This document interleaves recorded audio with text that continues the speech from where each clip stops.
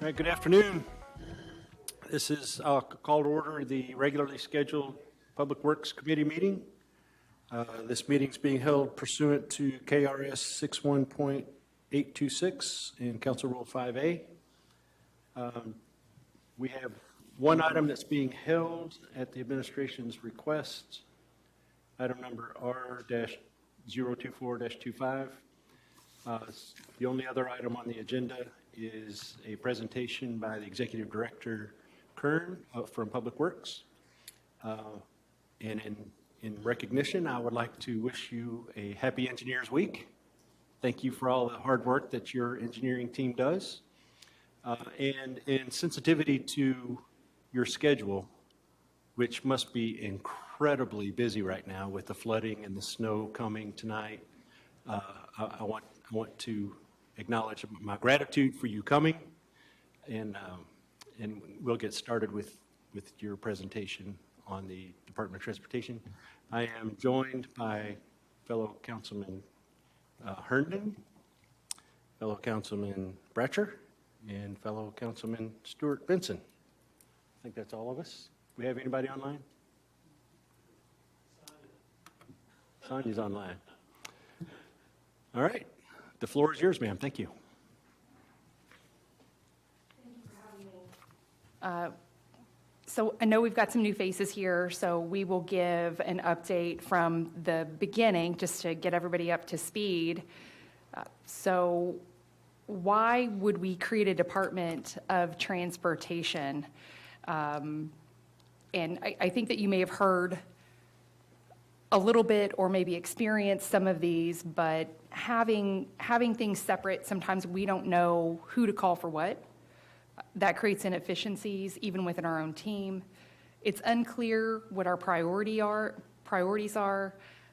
Those priorities may be conflicting across divisions. We're not measuring things. We're not operating with one vision. And then limited resources, but also not leveraging the resources that we already have.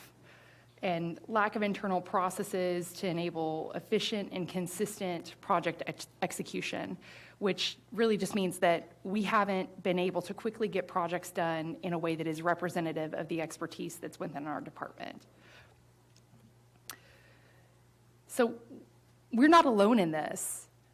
The National Association of City Transportation Officials, of which we are an affiliate city, reports that a lot of cities feel that their structure isn't helpful in guiding their outcomes. So to that point, a lot of cities have created departments of transportation.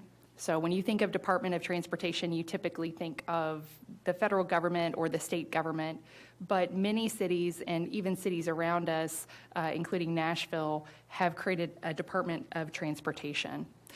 So with that in mind, we received funding in fiscal year 24 to engage a study to look at what would be involved if we created our own Department of Transportation. We engaged a consultant called CityFi. They have done this for other cities. The team was led by people who have been in my own position in other cities, have literally experienced the challenges that we are having. And they held a lot of stakeholder meetings, so internal, external, with our partners, understanding how we can do better, what the challenges were, what the needs were. And then that study was released in July of last year, and we received funding in fiscal year 25 for the implementation of a Department of Transportation. So that's where we are now, is on the implementation phase. And we'll go through some of the action themes. The QR code at the top is a link to the full report. But generally, the themes were organizing your functions, establishing processes, and then aligning your vision with your goals.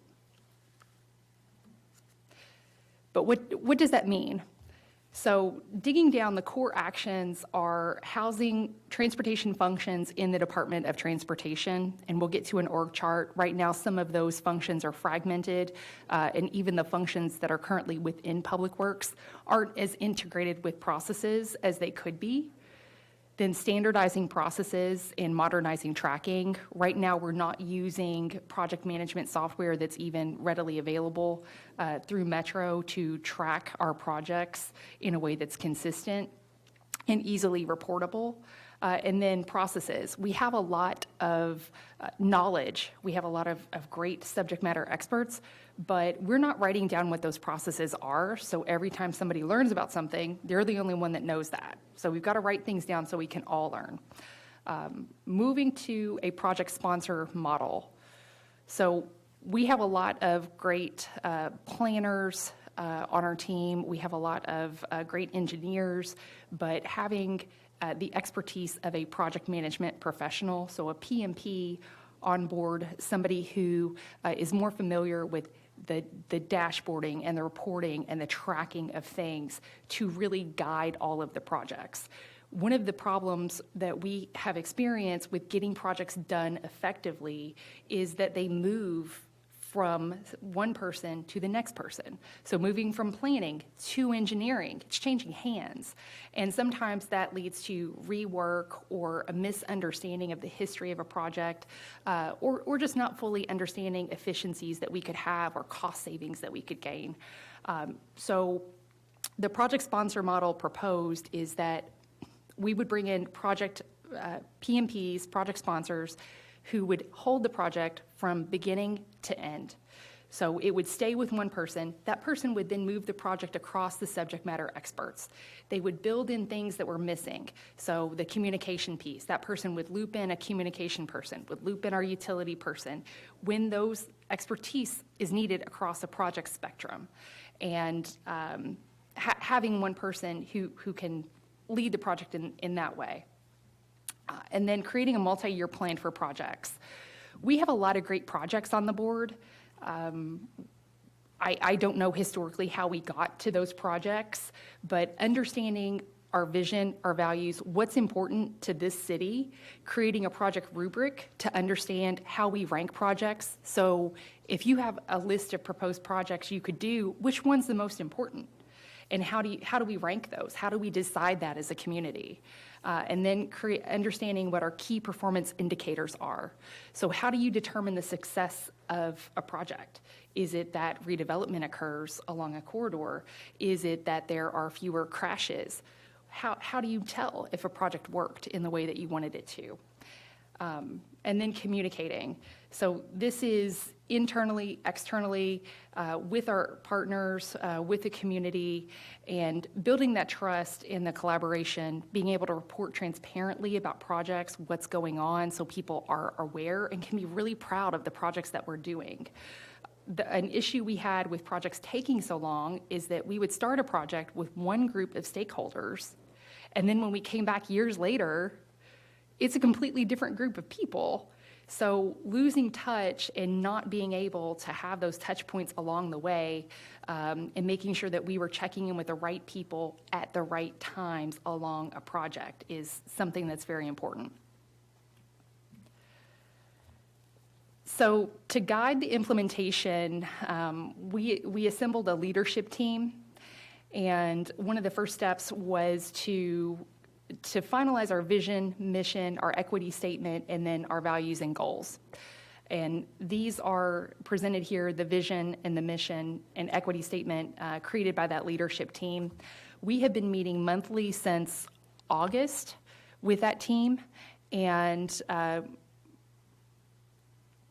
reporting up to them. We have the next group, subcommittee teams. So the DOT isn't just my idea, it's an idea for my whole department and the people joining us, and getting input and feedback from those groups was important. So we had some volunteers from within Public Works and then from other departments as well who led these subcommittees with kind of the primary logistical things that we needed to get done. So reorganization needs like HR,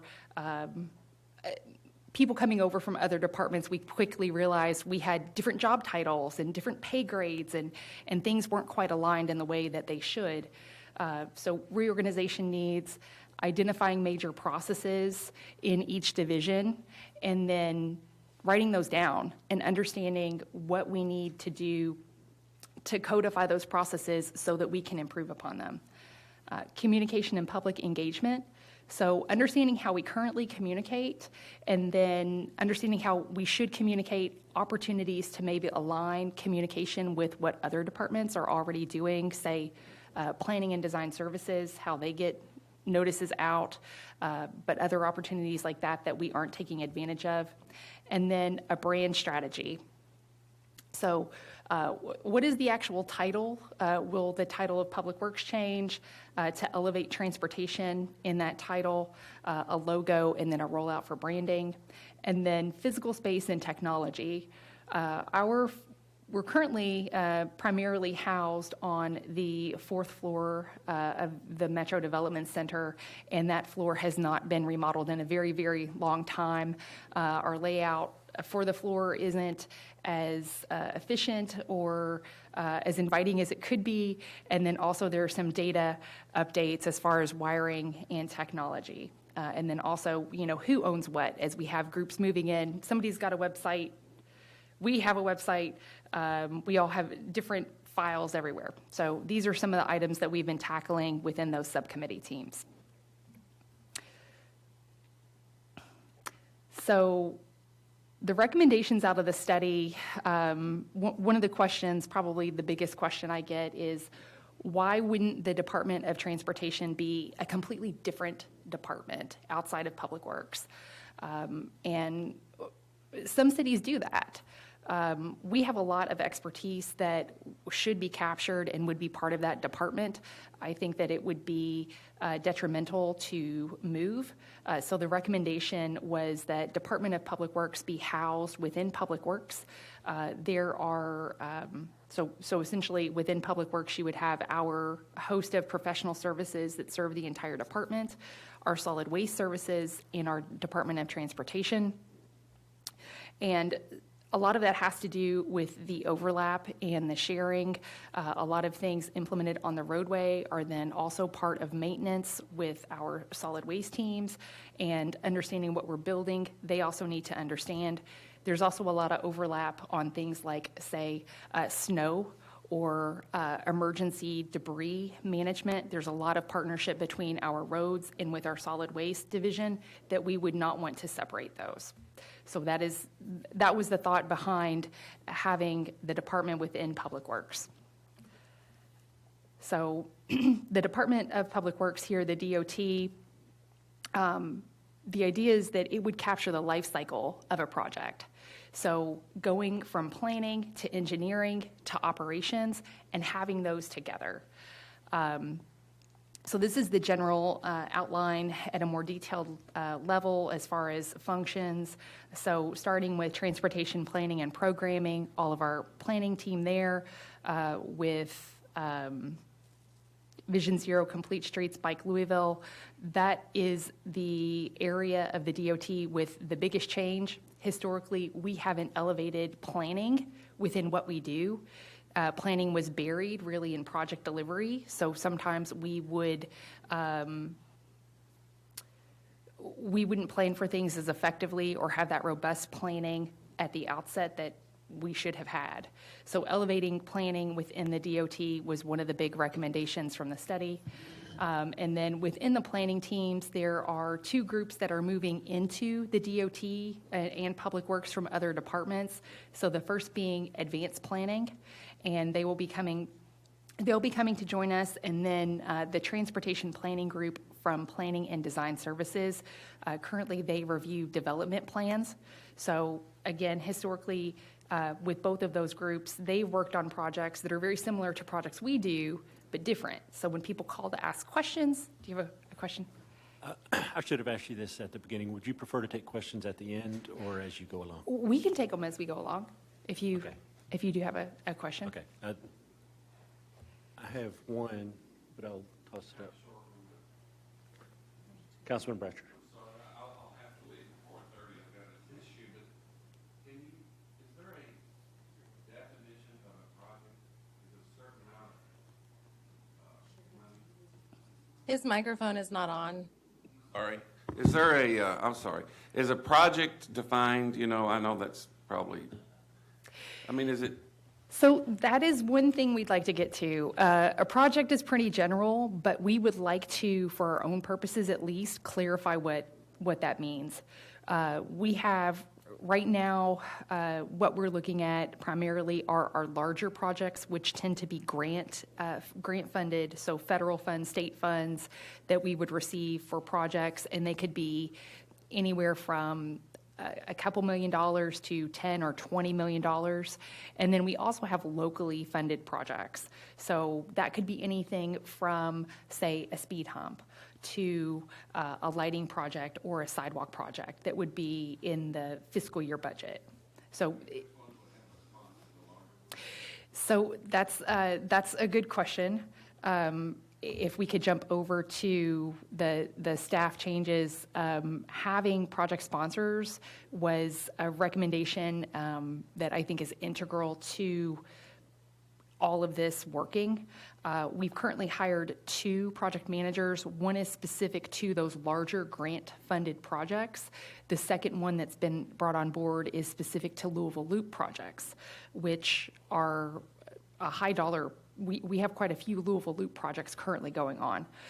We just wrapped up interviews this week for someone who would be a local project manager. So anything that would be in the fiscal year budget locally funded, lighting requests from Metro Council. Historically, I know we haven't tracked those as well as we could. And then also any other reporting items that are within our capital budget that I would like to see dashboarded. You know, what is this spend down on paving? That's a question we get all the time. That's something that should be accessible and easy to get. So that's something that we're working towards. So we've hired 2 project sponsors. We'll be hiring a third, and then we have another one available to hire. But we're trying to get things sorted with the first couple to start. Thank you. Okay. Yes. All right, I'm new to being a vice chair. But I do want to say thank you for your presentation, and I like what you talked about dashboard, and I think more things need to be available for us, for everyone to see, but also the transparency that has been needed. One of the areas, where is the department that handles the encampment clearings? What does that fall under? Because I've been asking for a detailed accounting of how much that costs, transportation-wise, officers, equipment, anything that pertains to that. And thank you. Deputy Mayor George, before you get started, I need to recognize that we've been joined in chambers by Councilwoman Shamika Parrish Wright and online by Councilwoman Chappell. The floor is yours. Thank you. Thank you. Can you hear me? Yes. Nicole George, Deputy Mayor of Public Health, Public Services. Encampment relocations fall under our Homeless Services Division.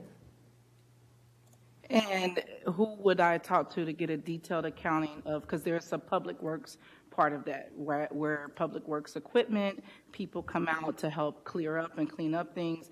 I just want a clear accounting. Just looking at this and the next piece of legislation around the lighting and things like that, it's all connected. And I do think it relates to this dashboard. How could the everyday layperson find out this information? I think any concerns or any questions about solid waste and cleanings of our streets could be responded to by them. Councilwoman Chappell.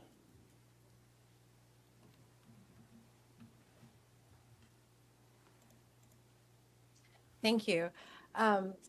Just these are my questions as we're going along. First one would be, how many employees are coming over from each of the departments that you had mentioned previously, advanced planning and then planning and design or transportation plan review? So for advanced planning, it's 3 staff members, and then transportation plan review is 5. Thank you so much. And then the new full-time positions that you've identified, does your current budget cover these positions, or are these going to be positions that you're going to be asking for and factoring into your fiscal year 26 budget? So there was in the fiscal year 25 budget, there was $500,000 that was allocated. That would be to absorb costs for staff that would be brought on board in fiscal year 25, but then also for some capital needs like the office renovation and things like that. The additional positions, yes, they would be part of the budget moving forward for fiscal year 26. So to understand it, it looks like there's 10 full-time positions that are going to be new, and then you're bringing on 8 new positions that is going to be covered by your budget. So 18 people and that $500,000, you know, Louisville Metro doesn't pay that great, but, you know, that's kind of, that $500,000 isn't going to cover all those employees. So I think I have a different number for new positions, if we could just go through those. So we've got the relocated teams that would be coming over, and their budgets would come over with them. As far as new full-time positions, we have the DOT director, and then it was recommended to have a specific technology services manager, as we're starting to work with things like asset management software and all of our project management software, to have someone in that capacity. Policy analyst for Public Works. We don't currently have someone who reviews and researches policies for us. And then a utility coordinator. That job is one that we're interviewing for this week. And generally, that position is to organize requests that we put in with our partners in the utilities. Right now, our project managers have to, we're emailing one-off requests. So one person at LG&E might get requests from 5 different people in our department. That is not effective, and that does not help them. That does not help us help them prioritize our requests. So we need to be making requests to our partners with one voice. So a utility coordinator would be the point person who would help us understand as we need to submit a prioritized list to people like LG&E. And then a research and grant writing analyst. This was recommended that we have a grant writer and then also a grant compliance person. Given the current state of things, we have consolidated that, given that we have a vast number of grants and we may have limited opportunities in the near future to write grants or apply for those. So consolidating those so we have that expertise as we need it. And then project sponsors were recommended to be grant funded. I believe that those positions are so integral to what we want to do that we were able to convert some vacant positions within Public Works. So those positions will be funded by existing positions that had been vacant for a substantial amount of time. One thing that is new from the recommendations, Deputy Mayor George and I went around and met with all of our divisions, roads, all of our roads districts, our engineering team, planning teams that are coming over. And one of the takeaways as far as positions was that we needed to have a specific communication coordinator, so someone embedded who could really work within the project and with our program leads. So for instance, we were talking about Vision Zero last week. There are some really cool communication things that are going on in other cities we'd like to try. Those subject matter experts aren't necessarily communication experts. So having somebody who could be embedded in that way that they understand the material and are able to help us communicate that out to the public. So that was the only position that was added. So I believe 5. It should only be 5 that were recommended last year, plus 1 additional with this fiscal year budget that we would be requesting. So 6 total new positions, and I can double check that and get an update on that. Okay. Yeah, it looks here, if we just say 1 project sponsor, that's 7 positions right there that you have outlined. And then if you add in the 3 additional project sponsors, that's 10. So, but that's the end of my questions for now. Thank you, Councilwoman Chapel. Her comments kind of dovetail into to mine, and I'm going to preface mine with I'm supportive of the new Department of Transportation. It speaks to me in language that I understand as far as organizational behavior is concerned. Along that lines, the beginning of your presentation talked about the efficiencies that were being driven into it, and I love that. I just think it would be helpful for a lot of people to understand when you get to things like this where you're adding cost to the side of the equation, how the efficiencies are offsetting those costs going forward. So I think that's where Councilwoman Chapel was coming from. I'm certain that that's where I'm coming from. But again, supportive of it, having the explanation for the additional costs being offset by efficiencies would be helpful. Thank you. So, and I don't have the exact math around it, but just looking at some of the size of the projects that we're working on, say for instance, Cooper Chapel or East Market that's under construction now, when you look at what the original cost estimates were, had we constructed those in the year they should have been constructed, we could have saved millions of dollars. So to your point, I think the efficiencies, building projects when you're scheduled to build them, because they will only get more expensive in the future. So if you're off schedule, you're always adding cost. One last thing, what is the project sponsor model? Will you define that later or what that looks like? So, and we kind of touched on that at the beginning, but so right now, or before a couple months ago, the way that projects worked, we had a project would start, we would, it would be something suggested or put in the local budget. It would go to planning. It might go, might have a planning phase, might get input from other divisions, say traffic. It would go over to an engineer who would manage it. It might go to a different engineer for construction. It might go to a field team for construction. So projects historically have kind of bounced around.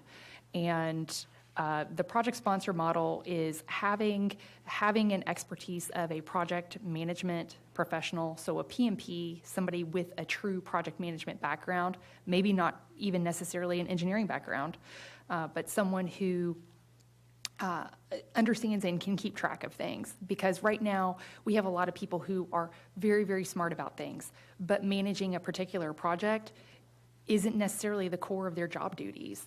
And that's where we're getting off track. So having somebody who their only function is to make sure that projects are moving forward, that is their core job duty. And that's the model we want to get to. Any other questions about positions? Okay. Happy Engineers Week. One of the other things that we're trying to do with the DOT is to use it for recruiting. I think that we are on the verge of doing some really, really cool things and hopefully doing them much more quickly than we have historically. So we do have some vacancies within engineering, and we are looking at different ways to recruit and to get some excitement around those teams.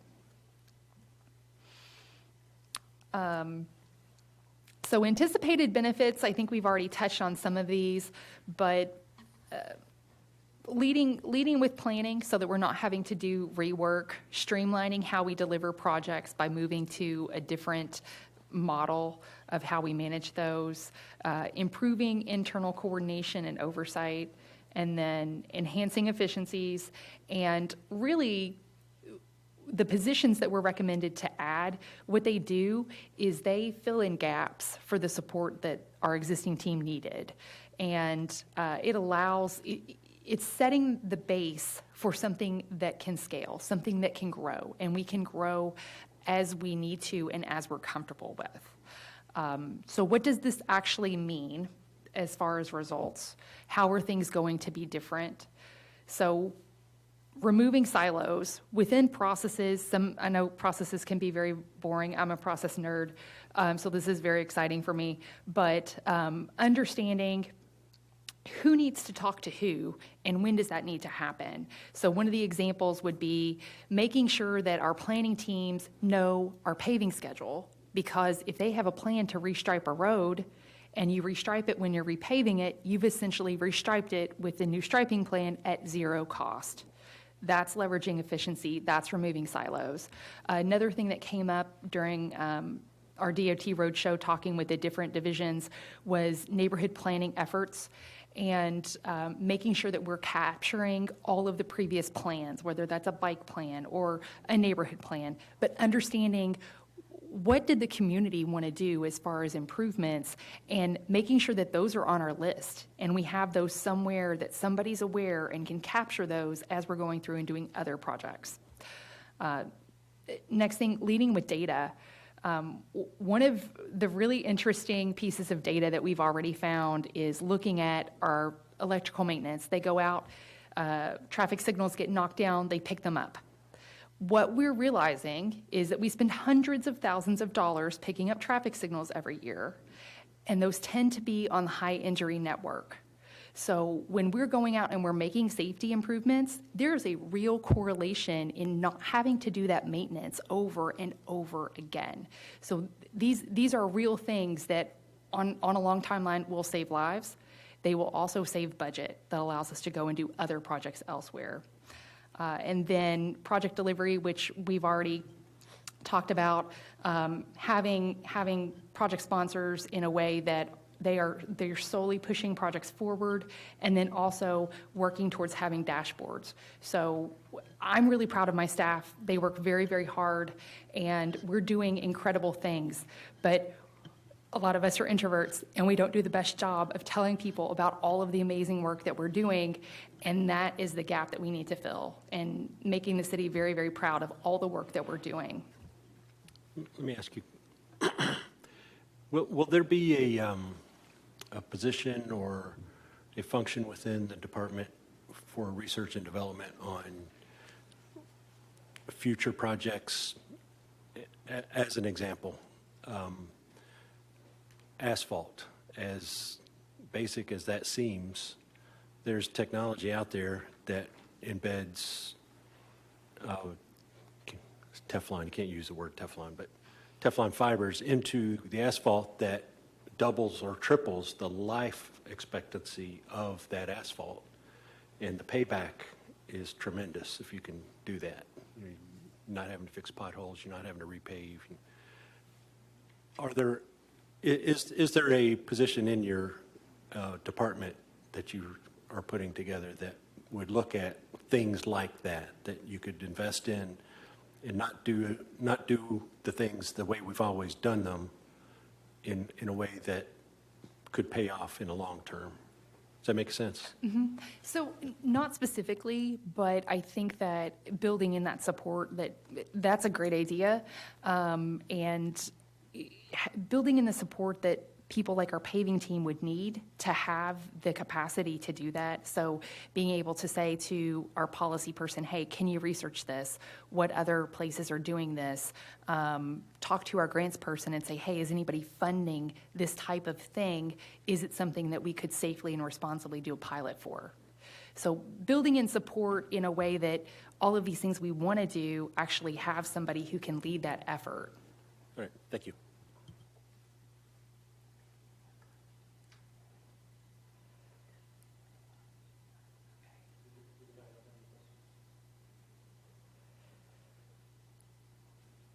Okay. All right. Well, thank you all for having me.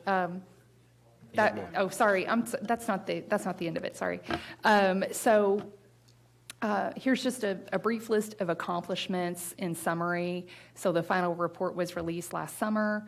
We've been holding implementation team meetings, and the implementation team is leading the direction that we want to go with those recommendations. Created a final organizational chart, formalized mission, vision, goals. We're still working on processes and understanding communication opportunities to build into those processes. And we will have, we've posted and advertised several new positions have been filled. They're posted. We have gotten a number of very qualified applicants, so that is exciting to see. What's remaining is the formal rollout and announcement once we do have a director lined up, and branding announcement.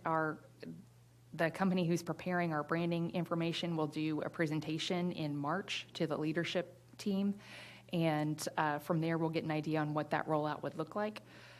We're working on our office remodel facilities, finalized that layout earlier this week.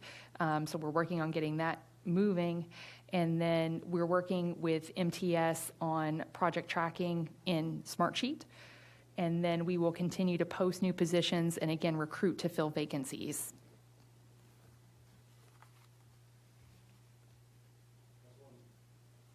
Councilwoman Chapel, I see you in the queue.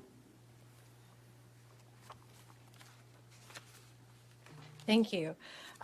Just talking about next steps, obviously, you're still trying to put together the Department of Transportation, and I appreciate all of the information today and also all of the correspondence that you've had with council members thus far. And there was a recent email in which you had sent out the Public Works directory, and which I think is really helpful. But I also recall an email prior to that where it was saying all requests should go to, I think, like dot@Louisville ky.gov. And so could you just kind of help us understand, when we talk about timelines, what does that look like, and this getting up and operational? What are the projects that the DOT will be tackling first? And then how should Metro Council members elevate their concerns? Well, Sorry, I know that was a lot. Oh, no, that's okay. First, you're always welcome. If you have a concern you feel is an emergency, if there is an emergency, please contact me right away. Do not hesitate. If the directory is, I know a lot of times people will email me, but I don't always get to check my email until much later in the day. So I just want to make sure that if there is something that can go ahead and get moving that is not an emergency, that you have direct access to people that can make that happen. There is also the DOT email that we have shared. That email inbox is monitored. So if you have a question or you don't quite know where to send it or where to start, you're always welcome to send it there. If it's something that's not an emergency, but it might be able to get somebody's eyes on it faster, who could direct it out. As far as the projects that we're tackling, we have a lot of projects on our books right now. So the first step with our project sponsors that have been brought on board are getting their arms around where we are with all of our projects. So I know that there are a lot of questions around lighting requests to LG&E. That's one that I'm trying to get some better tracking around so that we can work on a process with them to get faster responses. So right now we're just getting our arms around where we are and then speeding up everything that's already in queue. As far as other projects, probably we met today actually on a project that was a collaboration and trying things new, but looking at maybe a pedestrian and bike walkway on street and collaborating with parks to try one of those out. So that's not something that we have in other places, but we're working collaboratively and getting the right people involved, getting cross-functional teams really is what we're creating, getting everybody's input at the front and moving forward with projects that hopefully we can build quickly. Thank you. Yeah, I just want to say I'm very supportive of the DOT. It was something that I've been advocating for quite some time now. But it's also interesting and appreciated that you acknowledge that planning has kind of been an afterthought when it comes to a lot of the things that we're doing here in Louisville. And, you know, you're talking about the lack of coordination between departments. But, and you might have addressed this earlier, but one partner that I think is really large that I did not hear mentioned during the presentation was KYTC. And when we're talking about projects being delayed, I can think of quite a few projects that are in my district and elsewhere that aren't moving forward at all or at the speed at which we would like it to be. So can you talk about how the DOT's relationship with KYTC will be, and then how we're going to continue to massage that relationship? I would love to. We actually met earlier today. We do multiple meetings every month on projects that we're coordinating with KYTC.